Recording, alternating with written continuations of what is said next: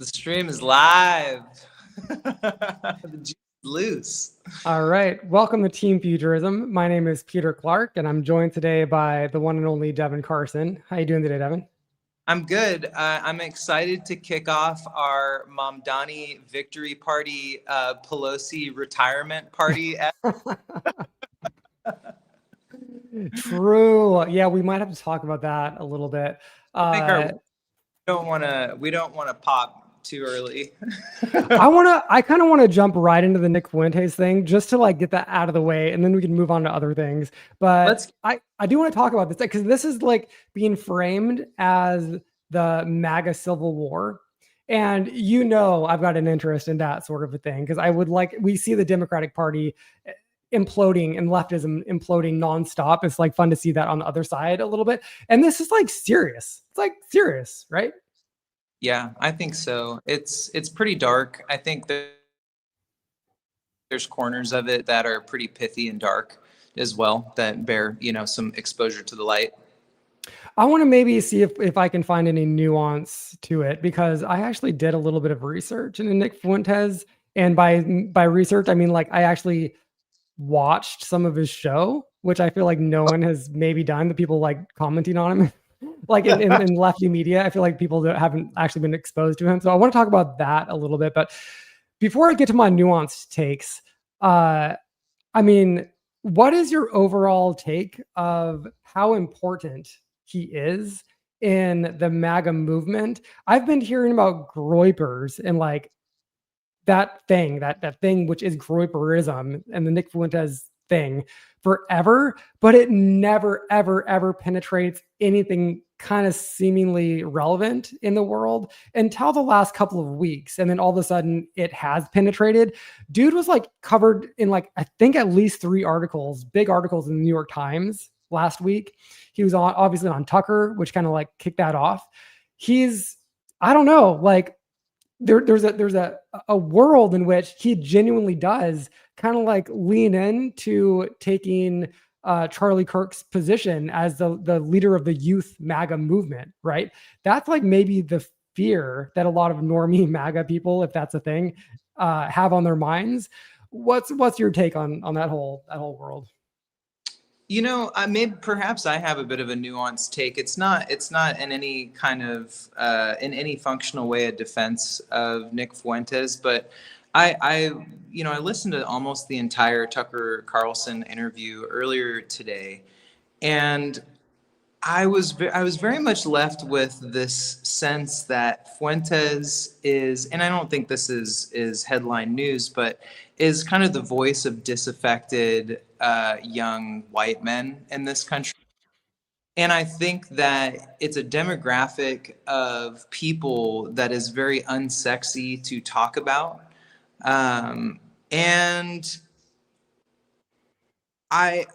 to try to distill it down into a couple drops of high proof alcohol, I think for me, a lot of what I was hearing in his kind of crusade is a failure of leadership of the elder statesmen in his party, because he's got this kind of origin story where he's 18 years old and he goes up on this debate stage at his college, and it's his kind of like big, it becomes his exposure point to the world, and a lot of people start resonating with him. But so much of what his motivating force is this anti-gravity, this repulsion to the Republican Party kind of writ large, and the establishment Republican Party and establishment Republican ideals. And I think that the same thing is happening in the Democratic Party right now, because it's a generational divide where the boomer death cult and the Gen X semi-death cult, shout out Tim Dillon, seriously have just kind of castrated an entire generation or 2 or 3 of men. And you see them kind of groping for idealism and leadership, but there isn't any, because all of the people above them have had this kind of surreptitious grasp on power that's, obviously we've talked about it a lot on the podcast. It's pathetic and it's ridiculous, but I see so much of his kind of ideological flailing as as an abdication of the people above him to kind of guide him and lead him into some form of like centrist republicanism or even like establishment republicanism. If someone had taken this angry young man under their wing and given him some guidance, I don't know that he would have such memified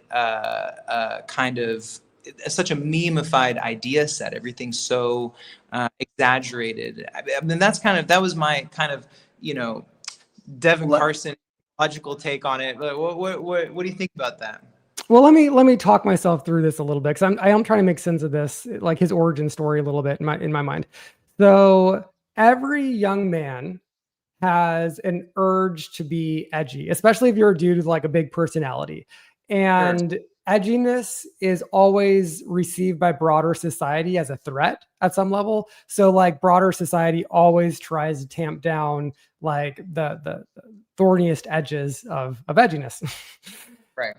And there are multiple ways where you could take that edginess. And most of us just become normal and boring after the age of like 25. And we just naturally start to like find our way in society and kind of carve off the edges all by ourselves.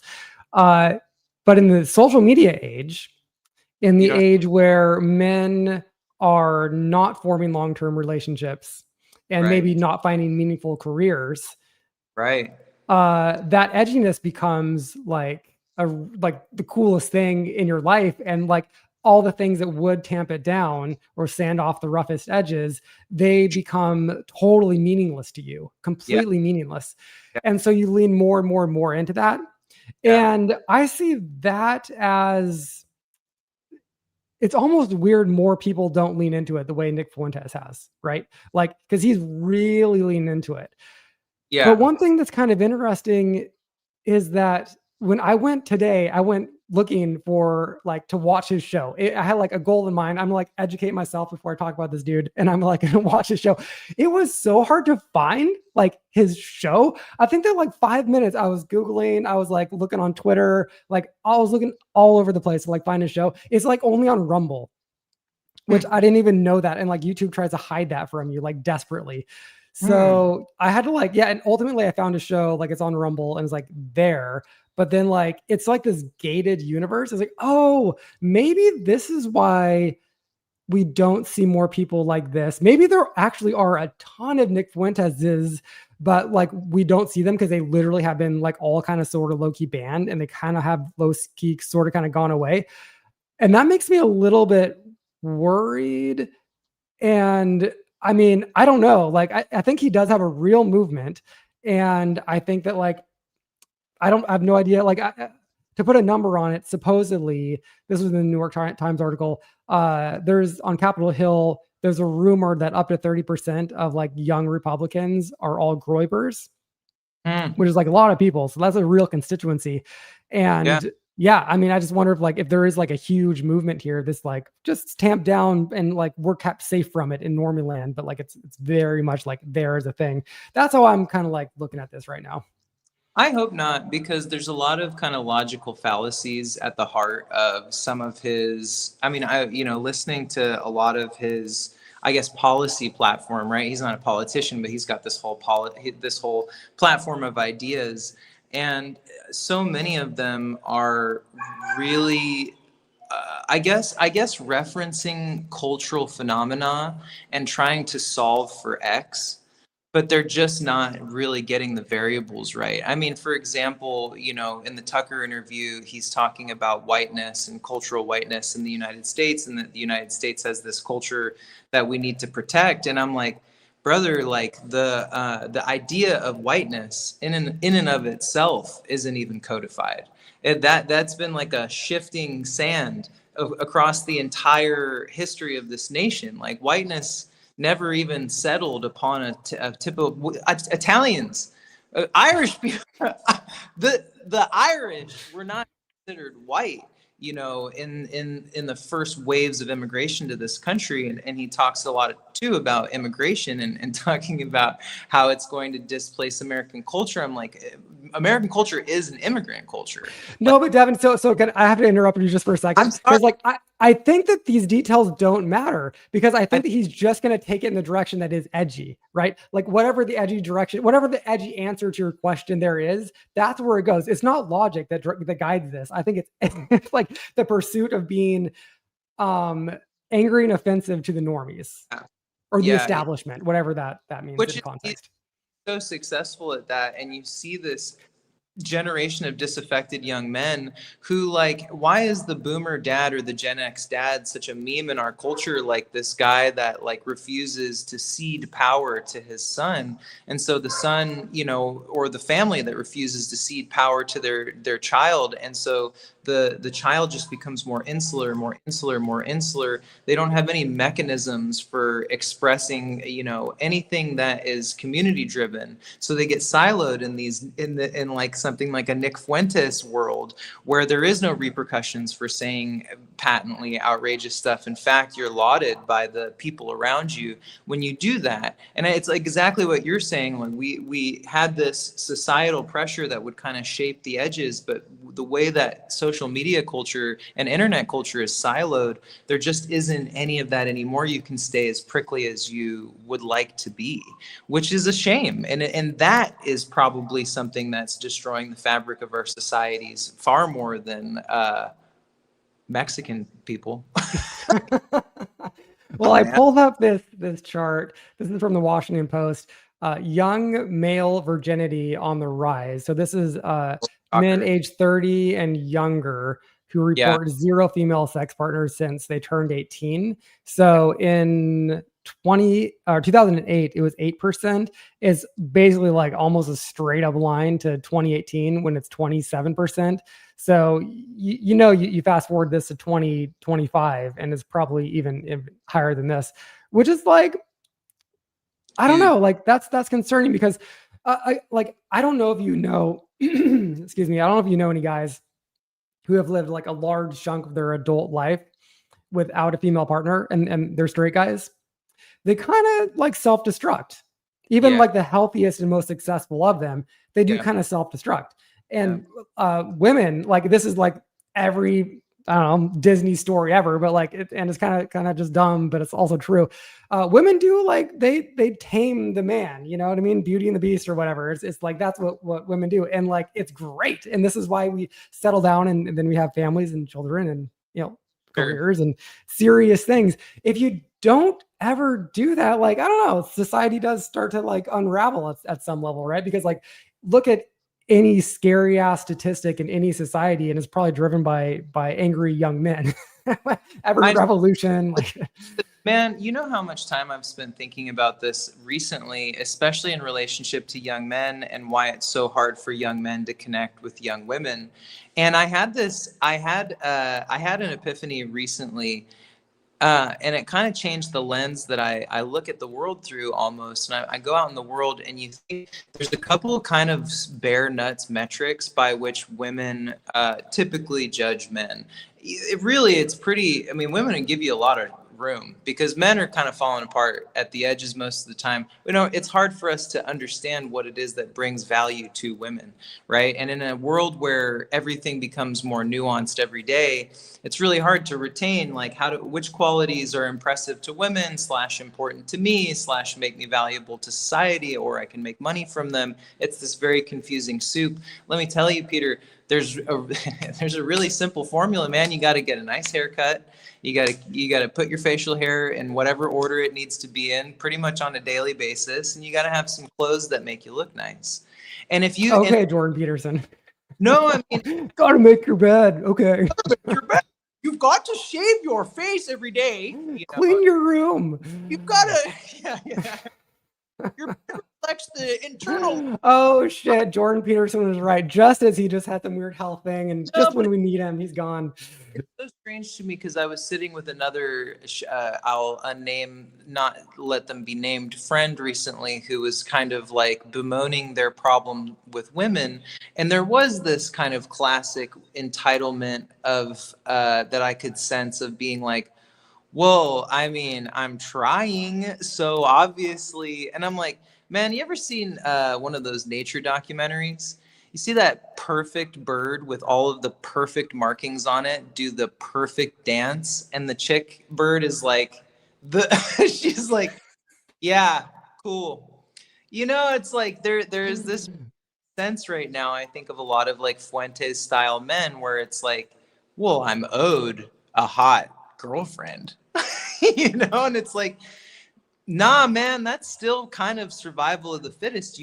You got to have something to offer other than pithy political opinions and edgelord internet takes. Like, women don't really care about that shit. So it doesn't super surprise me that male virginity is becoming an epidemic, because there's nobody out here leading men to figure out what it is that women want from men. I mean, there's just not enough information coming to young men of any race or socio. I mean, there's so many levels to this. Like the main thing is that men are getting their sexual gratification online, and so they don't even like, women are always complicated and challenging. And so Yeah, if there are roadblocks, you just like avoid the road. You know what I mean? But I wanna come back to Nick Fuentes a little bit and put a couple of bows on him potentially. So Sure. one observation about Nick Fuentes: he's very talented and very Yeah. entertaining. Yeah. And I do think, and this was something that Vosh said actually, but it's totally true. I think if Nick Fuentes just happened to be like growing up in like Brooklyn or some like liberal haven, or like Berkeley or something like that, he would be like a far lefty doing like a very similar shtick and like just talking about Palestine all day long, or whatever the case was. And I think that's totally true with his skill set, with his rage that just manifests in an entertaining show, and his ability to talk to a camera, which is actually like very fucking hard to do. Like, few people can do it as effectively as he can. That motherfucker is entertaining, right? Like, you can just like click on his dumb show, which I did today, and like be entertained like immediately, right? And that's hard to do. Most people, you watch them talk for 30 seconds, you're like, please, dear God, I would, you couldn't pay me to watch this, right? Yeah. So that's point one. Point two, and then I'll get your takes. I think since Nick Fuentes has chosen the path that he's on, I think that there are one of two ways which this could go. One way is that we see this increase in male virgins or whatever, the Gooner crowd, who are inclined to be groypers. If that crowd just keeps expanding, that's how his power just like continues to grow. Yeah. Or Nick Fuentes realizes at some point that is like a lame loser, tapped out, or easily tapped out audience, where like it's got like a threshold, and he pivots to trying to actually be the next Charlie Kirk, because that audience just is fundamentally bigger. There are more people who aren't groypers out there to be entertained. And we've seen people like Richard Hanania did this turn so seamlessly, from being a white nationalist to a darling of the left with a small apology tour, right? All you got to kind of, you can pull that off if you're the right type of person, and he's that right type of person. So I think that it's going to be up to him, and he's probably going to put his finger in the wind and see which way it's going to take him. But this will lead into my nuanced take about Nick Fuentes. My takeaway from watching his show today, which is I'm gonna finish with. But before I get there, what do you think about that? Like, how do you think he's gonna go? He doesn't seem to me to have the same kind of political instincts than a Donald Trump has. He appears to be really standing on deeply held principled beliefs, which is really I don't get that, actually. Do you get that? I do get that. Okay. I don't think Interesting. based in any real shared reality, but I I get the just sense get pure psychopaths, to be honest.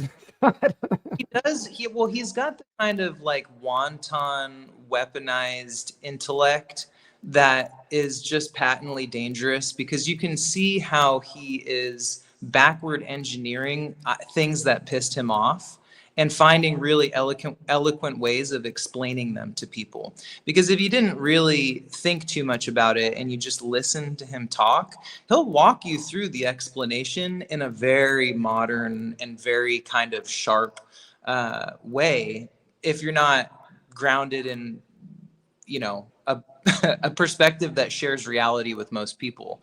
I don't see him. I mean, maybe he pivots and he becomes kind of a political animal that's able to take the kind of tone in the wind. I think what my take on him is that he is, for the moment, and will hopefully continue to be, a bit of a flash in the pan. That's less of a talented political operator and more somebody that is a symptom of a deep dis-ease in the mental health crisis in this country, with young disaffected men, mostly Republican, but also from a lot of different stripes, and I think sublimating it in a lot of different ways. I think he's just a pimple. I think he's just a mushroom. I mean, to that point, it is interesting that the MAGA movement, at least the leaders of it, are completely disavowing him. So not Tucker, not the Tucker movement, but let me play this little clip. Like outside of the realm of a political reality, that there's no politician that could really get it. He's like, Marjorie Taylor Greene allowed me, and I'm like, well, because she's a politician, bud. You know, she's, whether she thinks you're right or wrong, you're saying things that are so patently absurd. People cannot get on board with you because we live in a soundbite culture, man. You know, like here's JD Vance. I was just gonna play this clip real quickly. Yeah. In your own movement, that's what I want to ask about, because one of the supremacists who was saying things like this about your family, Nick Fuentes, an avowed anti-Semite, went after your wife. He had previously dined at Mar-a-Lago with Donald Trump. Does this have any room in your movement, in the MAGA movement? Of course it doesn't have any room in the MAGA movement, and of course you disavow him and this. And of course Donald Trump has criticized this person. Look, I think the guy's a total loser. Certainly I disavow him, but if you ask me what I care more about, is it a person attacking me personally, or is it government policy that discriminates based on race? That's what I really worry about. So one thing that's interesting is that the Republican side has done such a good job of saying there are no enemies to the right. I know. Every enemy is to the left of us, and we're all on the same team, guys. That's something the left can never pull off. And this is why this is a genuinely interesting, quote, civil war. The left does pull it off, because there are no enemies to the left, but the further you go to the left, there's enemies to the right. So it's like true. Although to the edge of the left, like, it's all just enemies looking out. Yes. I see what you mean. Yes. Yeah, true. Okay, so I have a pin I want to put in Nick Fuentes. This is just my last comment. This goes to the point about whether or not he's going to become more Charlie Kirk-esque or less Charlie Kirk-esque. I could, just by the way he talked today when I was listening to him. Yeah. And I wanted so badly to play this clip, but I looked it up, and apparently YouTube is insanely quick to take offline anything that plays any clip of him at all. So we're not going to be playing that clip. YouTube wins. But so I watched a clip of him, and one thing that's interesting is his audience just not only adores him, but they shower him in money. Like his super chats, the smallest I saw was $20, but he was getting $100 super chats. I have not seen any other channel getting $100 super chats just to ask him the questions. That was interesting. But the substantive point was that someone was asking him about his love of Stalin. And he went on this interesting rant. I found it genuinely interesting about how he just admires great men of history, and Stalin is a great man of history. And his point wasn't that Stalin was great, but that even horrible, awful, evil people fit the definition of great men in history. And so listening to him talk about this for a second is actually oh, this isn't actually that edgy. But that wasn't the interesting point. The interesting point was that he went on to kind of chastise his audience, which I guess he famously does regularly, about how they are all too close-minded. And if you want to like have the power that he has, you need to way open up your mind and not be one note, not just be like the guy who goes to church and you've got like your wife in the flower dress, and then you've got your 2 kids and you only eat one type of food, and like Mexican food's too spicy. Like he went on this rant, like getting after them for being a one note culture. And he says, we don't want to be a one note culture. That's boring. Yeah. I was like, holy shit, dude. Like this is the way that you pivot away from your whole entire thing. And then like you become, I don't know, some type of a, cosmopolitan globalist liberal. Like, holy shit, this is it. That's where that line of thought leads ultimately. I was like, that's interesting. This could be the seed, one of the seeds of his pivot. I don't know, just thought. Yeah, my take on the kid is that he has such a weaponized intellect, and I know a lot of people like this, and I'm sure you do too, where it really is possible to backward engineer any idea that you find personally sexy and start to build a scaffolding of reason around it that seems convincing. So I think whatever way the wind blows in his mind is whatever way he's going to go. I want to say this about Nick Fuentes. I want to come back to my original point. We've talked so much about him today. Holy shit. I didn't really we're going to go on this long. 55. My pin on him is this, and it's my original point, which is that the reason Nick Fuentes exists is because there is such a desperate failure of leadership in this country, in the political class, to come in and take the opinions of young people and shepherd them and teach them and temper them and give them guidance in expressing themselves. We shouldn't be living in a world where an 18-year-old boy gets access to the opinion complex of 50,000 people in a single night without having any guidance. He was in that debate and he's pushing back against all these ideas as an 18-year-old. And does he find support with other 18-year-olds and maybe even disaffected 32-year-olds? I'm sure he does. But if there was anybody in this kid's life that was helping him kind of parse the realities of these politics, and he's not just spinning himself out in an echo chamber, I think we'd be looking at somebody that was actually like a pretty competent future politician. Man, this kid's really fucking smart. You listen to him talk on Tucker, and he's not shooting crazy hot takes out for clicks because he's smart. He knows he's already got the eyeballs on him. This is his time to unwind his position reasonably. But it's like when we allow people to get pitted in these informational silos without any guidance from the elder people in their field, this is exactly what happens. You get people with incisive, weaponized, insurgent, fucking radicalized ideas. Maybe. I mean, my thought there is, I don't know. The youth is always going to rebel. So like whatever the guidance from the top is, I don't think that matters. The youth is going to rebel. Right. So like. No, I think that's a narrative from Gen X and boomers. I think that's one of the great boomer myths. I think the reason that young people this is like Shakespeare. This is like this is like human culture. This is what we do. We rebel against our parents.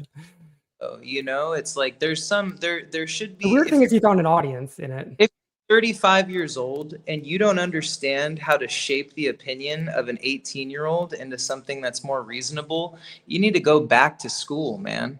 It's like no, but people have shamed the hell out of him, Devin. That's what we have a culture. All the elders have been. It's not like anyone in the elder community was like, Nick Fuentes, great job with this opinion that like Hitler's awesome. It's like been the opposite. Every elder person in his exact community has been like, holy shit, you can't say this, dude. We're gonna ban you from the fucking internet. Like you're done. And then, but like that force is what has propelled him. And and that's exactly what I'm saying is that's not leadership. That's not guidance. That has nothing. That's just resistance. That's fear. That's jealousy.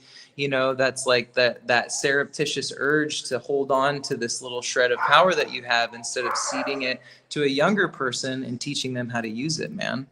Like nobody fucking was on this kid's side. And so he developed a whole matrix of ideas that are completely ungrounded from reality. Somebody really should have been there to walk him through this stuff, man. That's just where I'm coming from, I guess, you know. I guess we can only speculate exactly on the forces that led him. I'm just blaming the internet for and the movement of young men who are disaffected. But yeah, I guess if we could, go on forever about the potentials Easily. there. I want to pivot to a technology story, and this is something that you keyed me into, Devin. Okay. So, friend of the pod, Elon Musk, was just on Joe Rogan, friend of the pod. And I listened to some of it. My hot take on Joe Rogan is a hot take I've had for the last, I think 3 years. Whereas the guy, no matter who he's talking to, just has the same exact gripes that he goes over and over and over again on. And then, but never takes any enlightenment from whoever he last spoke to. He's just I don't know. It's very boring. It's very boring. But approach to certain things. There's a few sorry, things you cut out. Could you say that more time?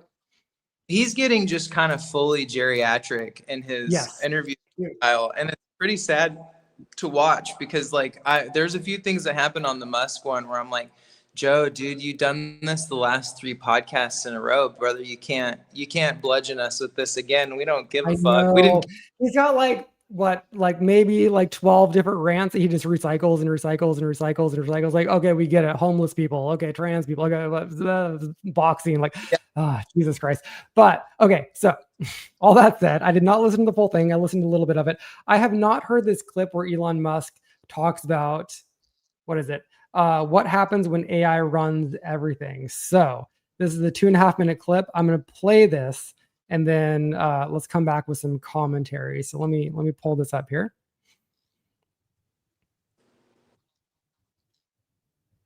Bear with me. Elon. Okay, so here we go. With some radios to obviously connect to, but essentially you'll have AI on the server side communicating to an AI on your device, formerly known as a phone, and generating real-time video of anything that you could possibly want.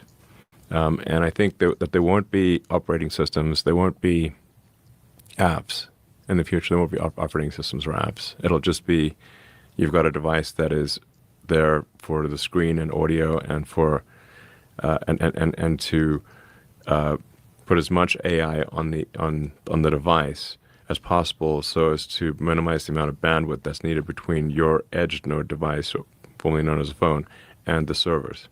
So if there's no apps, what will people use? Will X still exist? Will there be email platforms, or will you get everything through AI? You'll get everything through AI. Everything through AI. What will be the benefit of that, as opposed to having individual apps? Whatever you can think of, or really whatever the AI can anticipate you might want, it'll show you. That's my prediction for where things end up.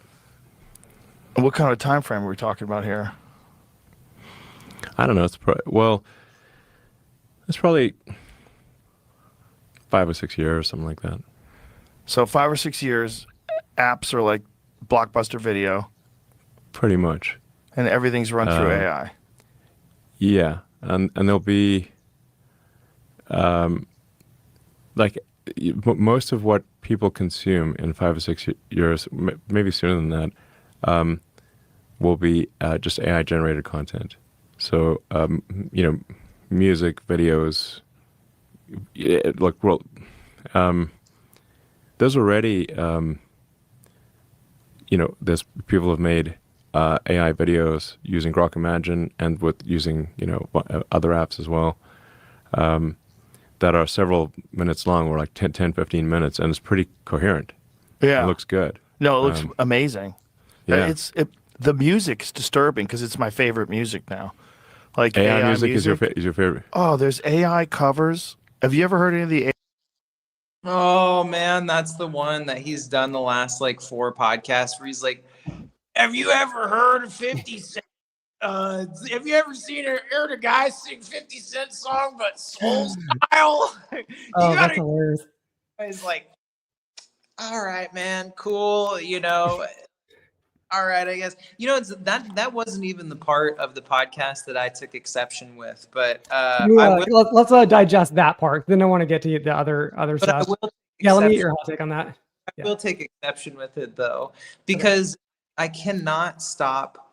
I cannot stop coming back to this, and it makes me so fucking angry because I'm like, why are we waging the battle in people's attention when there's so many battles to fight?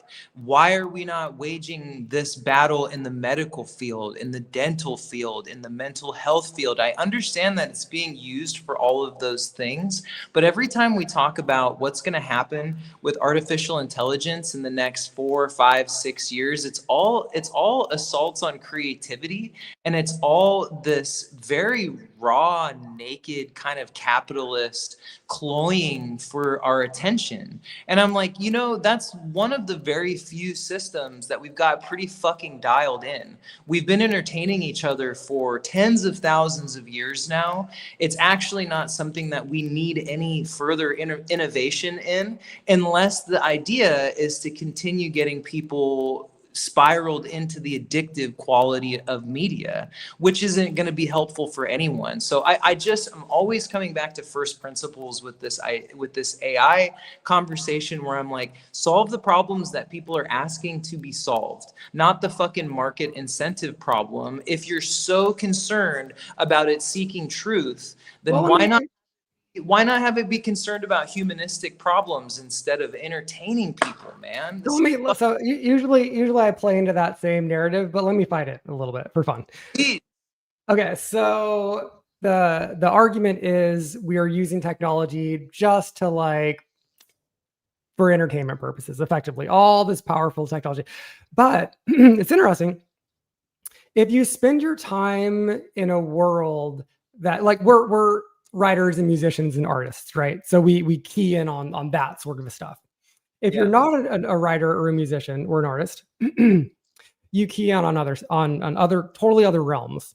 And if you were to do that, because I do that a little bit, you would see that there is a whole world just as big and probably low-key more money put into it for medical research and for dental research. I just sent you an article this week about how drills may be done in the dentist office because there's some new thing that redoes your teeth, you just a little gel and rebuilds your tooth enamel.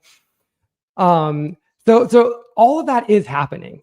We just happen to be more the artsy type, so we key in on when someone says oh, a new song, and we're like, oh shit, a song, you know what I mean? But imagine if you were a dentist, right?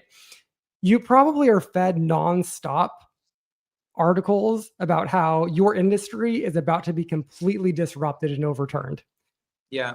And you're probably either thank God we're still living in the Stone Age with this shit. So thank God, or oh fuck, I love my drill.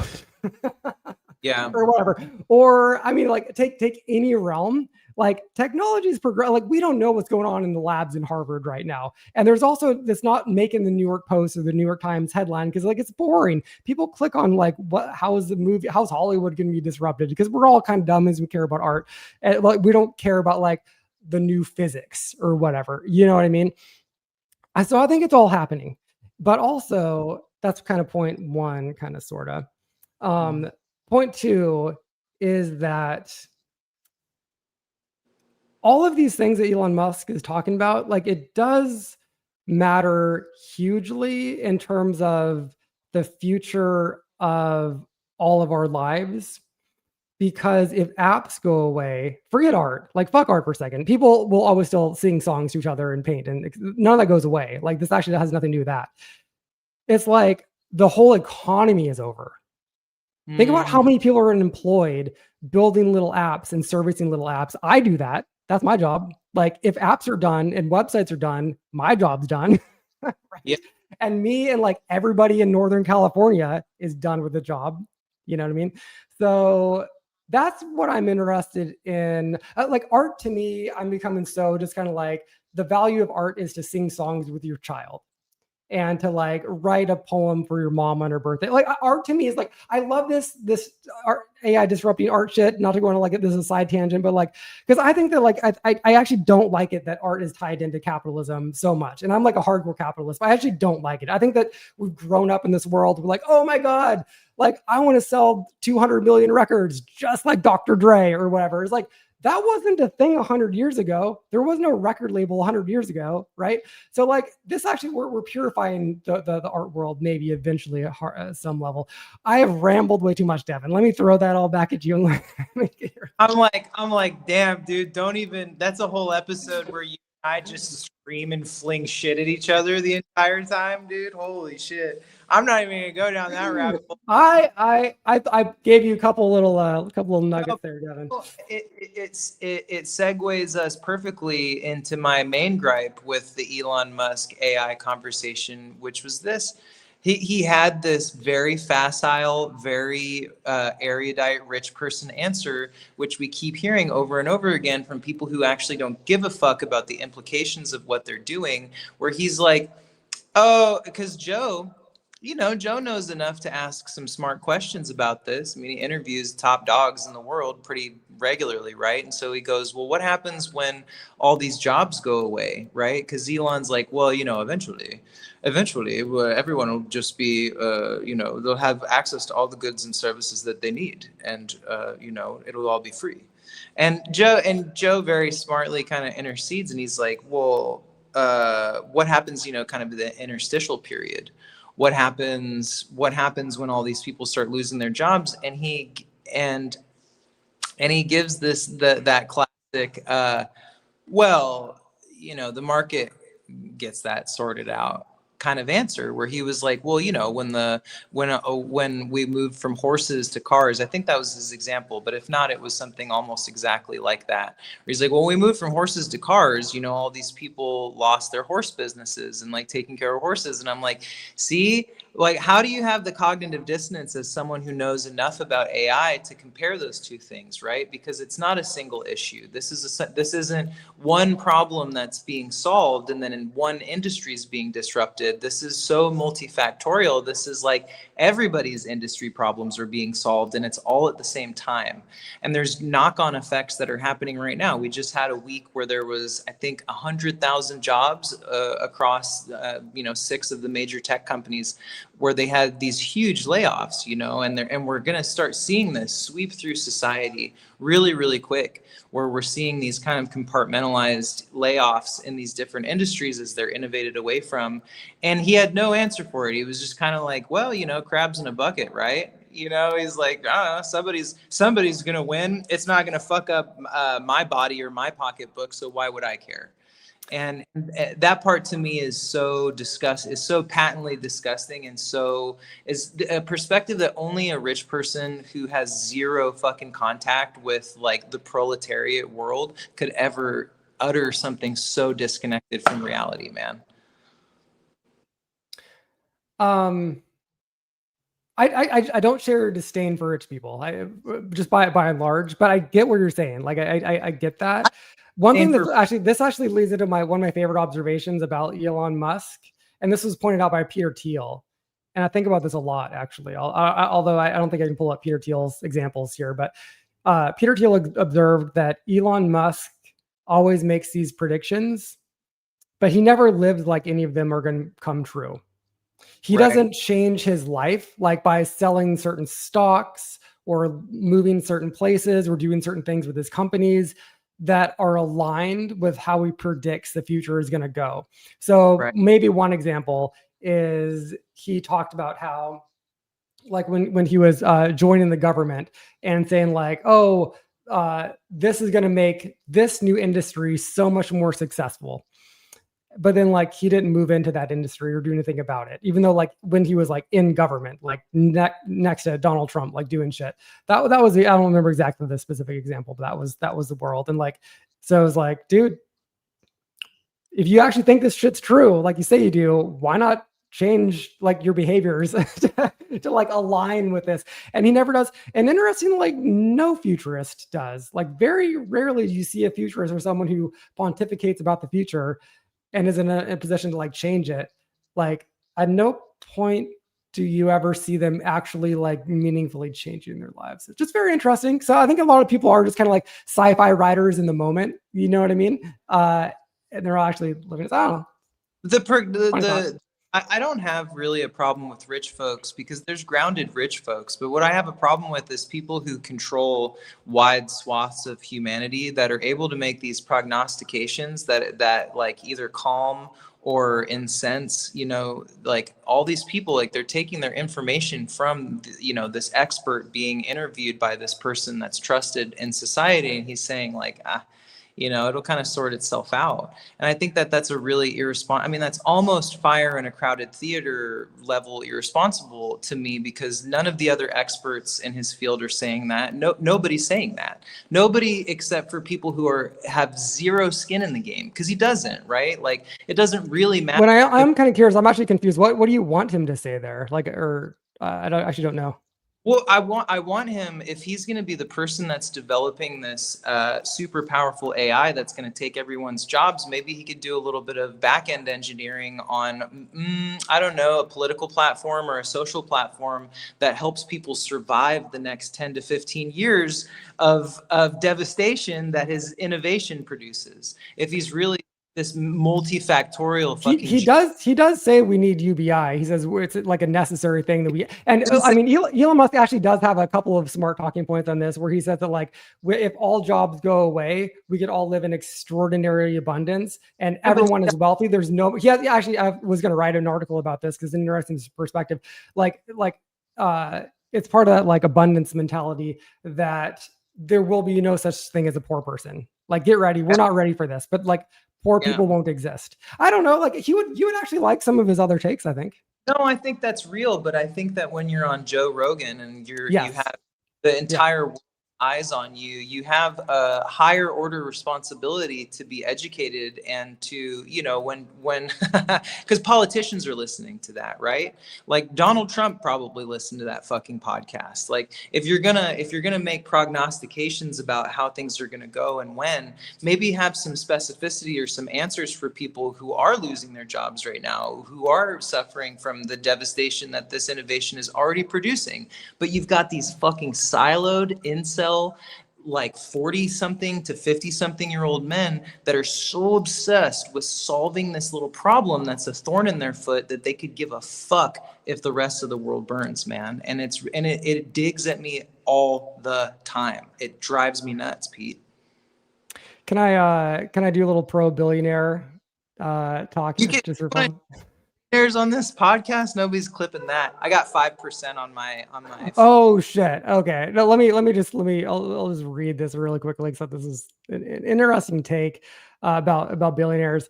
So everyone says billionaires greedy. That's like been a theme this week. But here's a little quote. This is interesting, food for thought. Jeff Bezos is worth $238 billion, even though Amazon has a 2.6 trillion market cap. In other words, he has created 2.4 trillion of value for other shareholders, plus trillions more for employees, customers, suppliers, governments, and other stakeholders.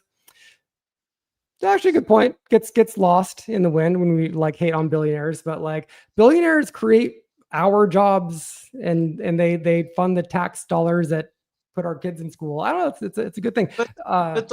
But the whole fucking moral panic of the right is that we don't have a society that has any kind of that has any guardrails or moral backbone to it. And if all of that money is created, but there's all of these knock-on effects and there's all of these ways that it disturbs like current ecosystems of like people who actually have skin in the game and whose lives are at risk when economic winds change, like there's no accounting for that. Capitalism is so cold when you look at it from a we didn't talk about Mamdani.